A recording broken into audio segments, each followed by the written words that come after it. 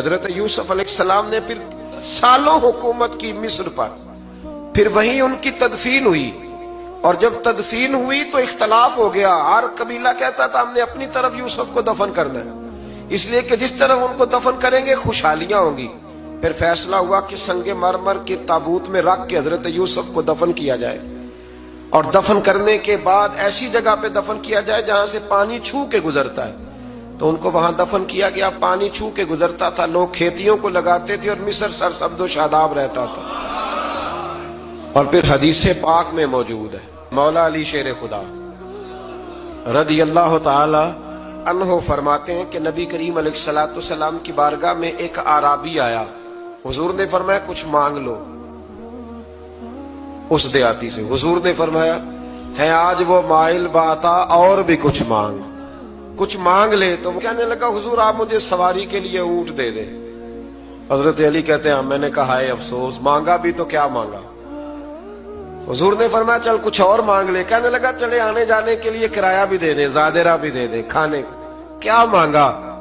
تو حضور علیہ السلام نے اسے دے دیا۔ تو محبوب فرمانے لگے تجھ سے تو موسیٰ علیہ السلام کے دور کی وہ بوڑھی اچھی تھی۔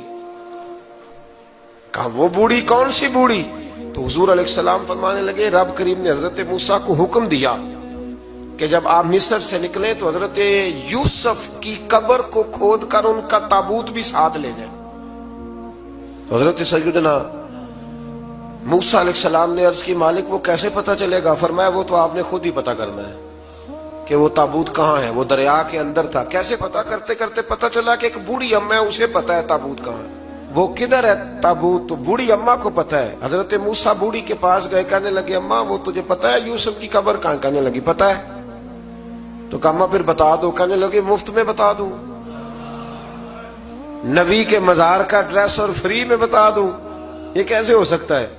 تو حضرت سیدنا موسیٰ فرمانے لگے چل قیمت لے، طبرانی کی حدیث ہے، حضور بیان فرماتے ہیں۔ حضرت موسیٰ کہنے لگے بتا کیا لے گی؟ کہنے لگی مجھے نا جنت میں وہ والا مکان دلائیں جس کے پڑوسی موسیٰ علیہ السلام ہو، میری اور آپ کی دیوار کٹھی ہو، کیا عقیدہ کند۔ اللہ اکبر۔ تو حضرت موسیٰ کہنے لگے چل اماں مہربانی کر جنت مانگ لے، اب تو پڑوس ہی مانگنے لگ گئی ہے۔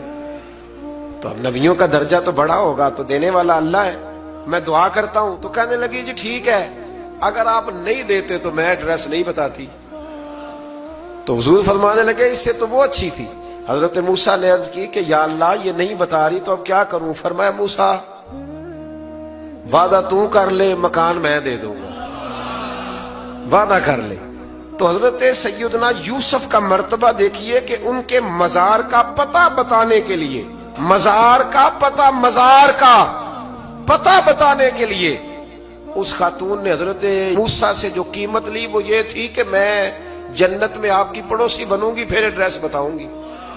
تو حضرت موسیٰ نے وعدہ کیا، تو پھر اس نے پتہ بتایا کہ فلاں جگہ مزار ہے۔